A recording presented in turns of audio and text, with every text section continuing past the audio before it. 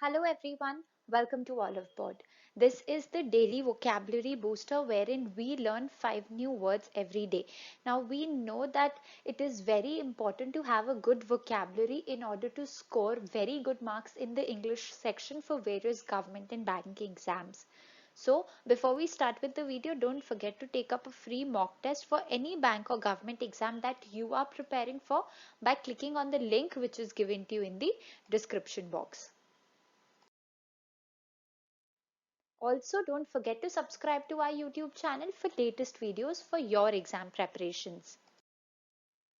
The first word for today is allegation. Now, allegation is a claim or assertion that someone has done something which is illegal or wrong, typically one made without proof. So we don't really have a proof if someone has done something illegal, but we try to make a claim on that. So the synonyms of allegation are claim and assertion. The usage is an officer has made allegations of corruption against the administration.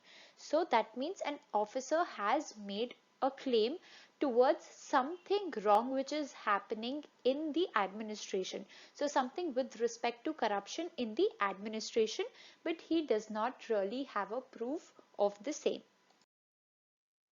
The next term is egregious. Now, egregious is outstandingly bad. So something which is very shocking or appalling or horrific or horrifying. So something which is really bad is what is called egregious. The usage is the judge said it was the most egregious act he had ever seen. So while passing a judgment, the judge says that this is something which is outstandingly bad. The next term is envisage. Now, envisage is contemplate or conceive of as a possibility or a desirable future event. So when we try to conceive that there is a possibility of whatever we are desiring for in the future, that is when we use the term envisage. So few of the synonyms are foresee, predict, forecast or foretell. The usage is nobody can envisage the consequences of total nuclear war. That means no one can even think of the possibility of what the consequences can be if the world enters into a nuclear war.